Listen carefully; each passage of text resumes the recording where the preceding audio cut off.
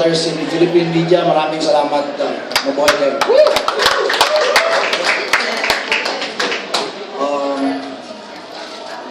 Before the game, my pre-game talk was very simple. I said to the players, you know, in one of our trips to Lithuania, we started, actually one of the very first things we did as a team was we talked about our own personal histories. Everyone gave his story, and I told them, we all know each other's stories as an individual. Now it's our chance to write our story, our own story, the Gilas story. And I said, there's no greater opportunity in life than to have a chance to write their own story.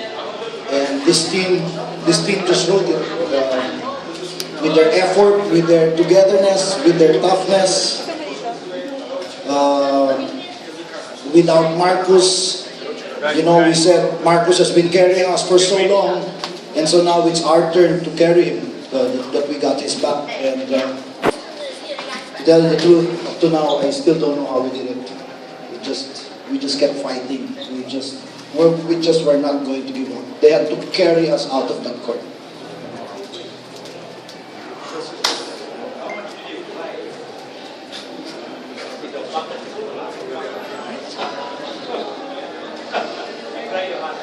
You know more than anyone, Ronnie, how difficult this has all been for me. In 2007, it was a really, really bad experience when we didn't even get to the quarterfinals.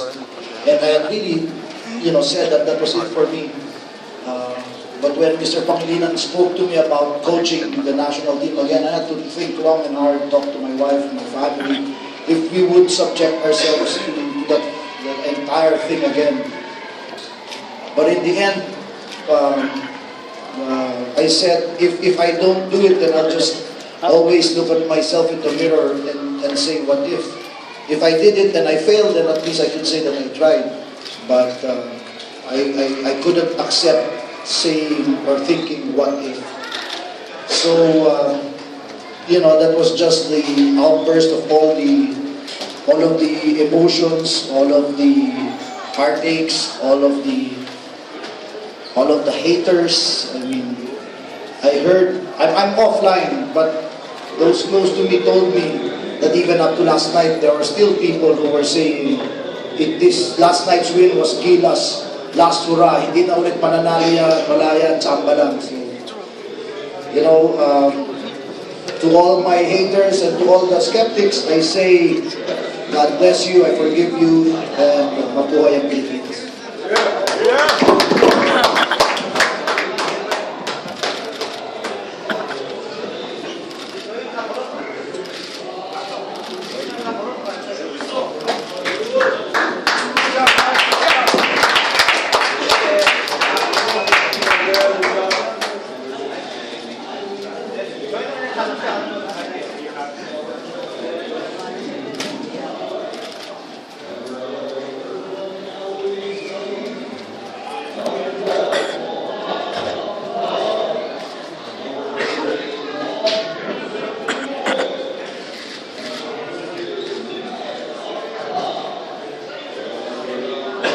I don't know why anyone would want this job. We all cried in 2007 when we won, and now when we lost in 2007, and now we won, and we're still crying.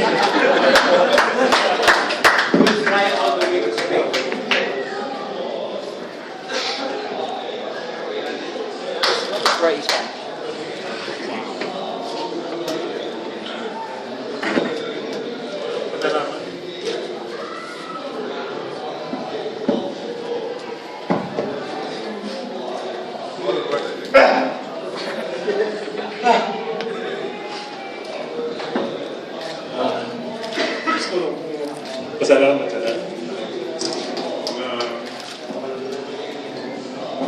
Naniniwala.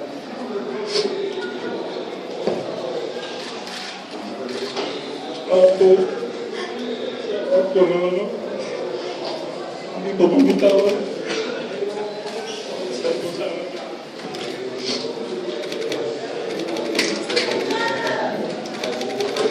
Pasensya na po ba? Hindi ko matagin. Para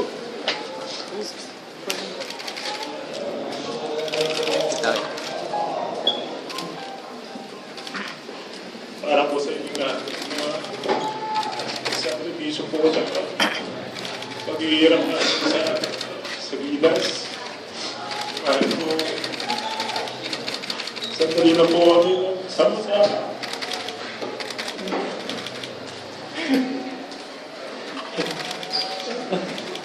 Nagawa na po na ito marami. Alam niyo po, umuyak po ako nung nag-champion ako sa Olympics, pero hindi po ganito marami. Okay na din.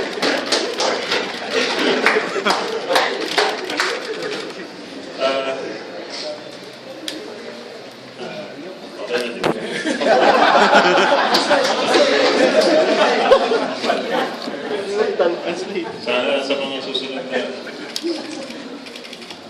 tibay, sabi ko po, maganda. Hindi po talaga namin mag-champion. Gusto po namin maging defending champion.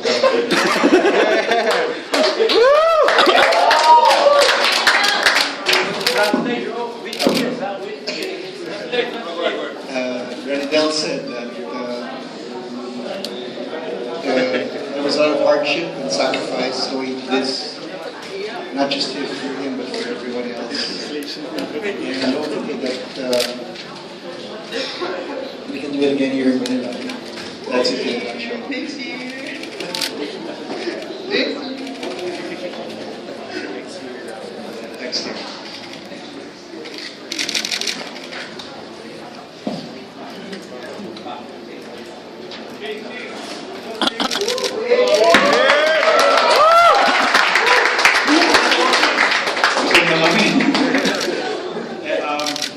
First of all, gusto magpasalamat kay God. First day, pinag-pray namin na yung makapasok dito, yung pinaghirapan namin pagpunta namin sa Lithuania, sa New Zealand.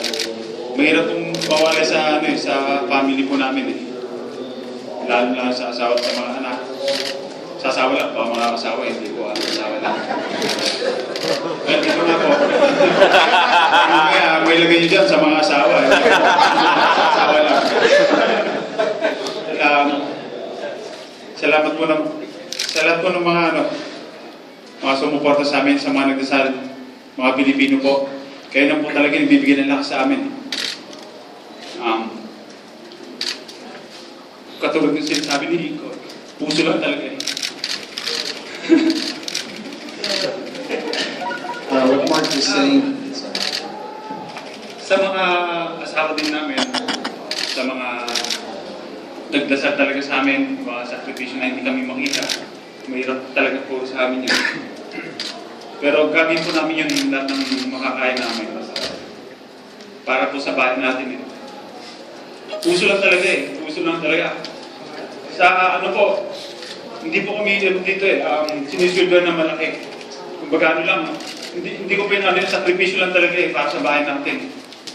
Kasi masarap pong maglaro eh. Hindi katulad sa PBA, sumisweldo po kami. Pero dito, papakamatay ko kami.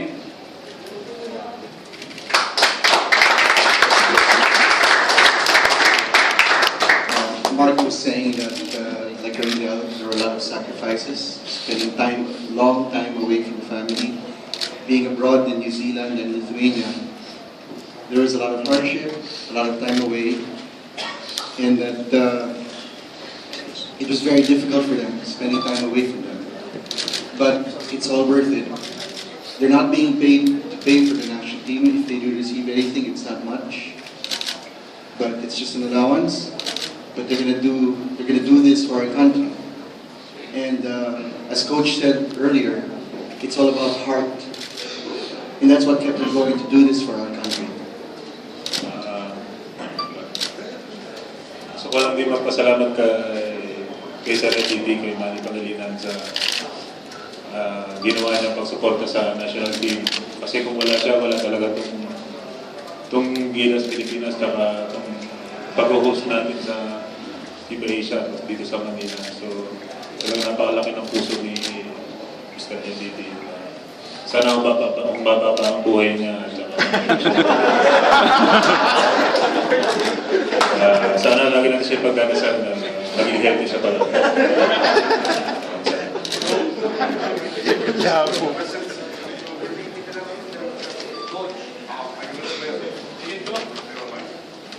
Any question for the players? One question for the player. To both Mark and nung na-injure si Marcus, nung half-back, alam niya na ba na hindi siya babalik? At nung nalaman niya na malabong babalik siya, anong pumasok sa isip niya na kayo na lang tatlo ni Japet?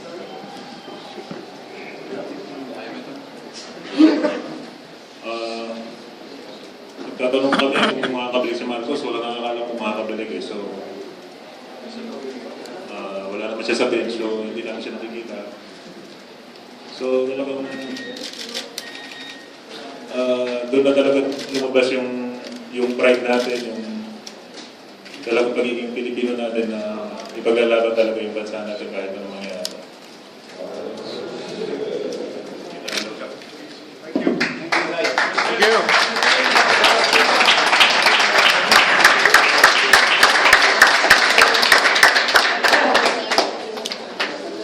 Coach, Mark Fingris played through pain and had a terrific game. I recall, even before you selected the team, you said, one guy I want on my team, no matter what, is Mark Fingris. You were so right.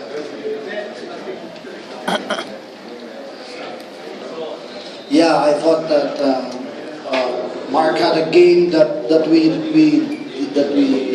really needed, especially if you recall the defensive backbone of this team got decimated by injuries. Ryan Reyes, Jared Dillinger, and Kelly Williams. I mean, there were three top defenders, and they all went down one after the other. So it just became Mark and Gabe, and then we had to quickly transform Japet into a defender. But tonight, I think Mark Fingris showed why he's in this team. There were a lot of hardships on his part to adjust to how we do things.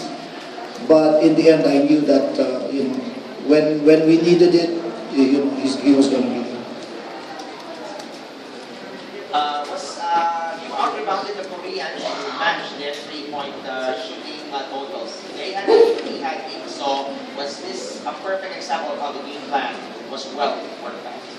Yeah, we didn't want their outside gunners to beat us, and we would just sacrifice their bigs to score. So early in the game, it was their bigs who were scoring until number 4 got hot.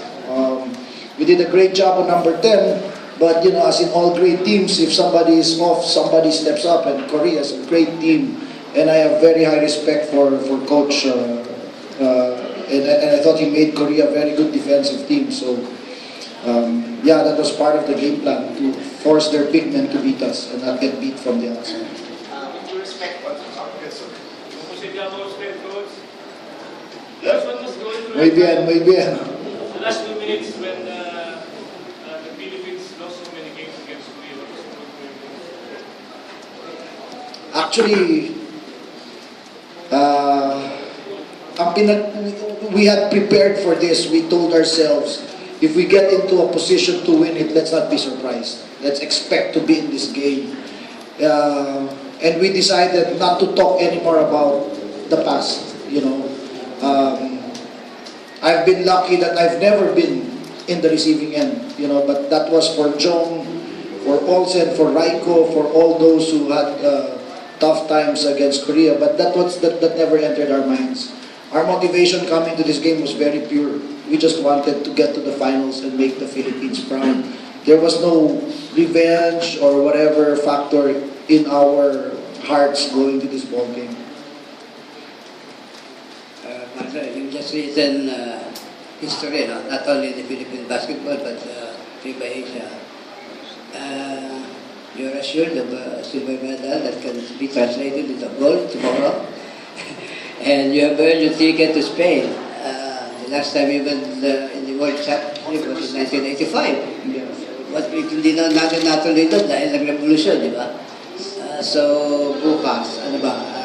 Are we getting that? Or are we contented with the finishing Well, second. that's why we had a long time before coming here, because I wanted to have a quick huddle with the players. And I told them, congratulations, we have achieved our objective, now our dream is at hand. I don't know if there were people here. In one of my earlier interviews, I said our objective was to win a medal, but our dream was to win it all. So we have achieved our objective. Now the dream is at hand. So we're gonna go all out. They have to carry us out of that court tomorrow. Well said, well said. It's really bad. He couldn't even walk out with us. It got hit in the game versus Qatar, and then today in that drive, it got hit at the exact same spot. So it's very swollen. It's black and blue. We really don't know how it's going to work out.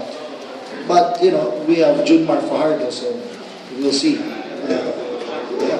All right, thanks guys. Thank you guys.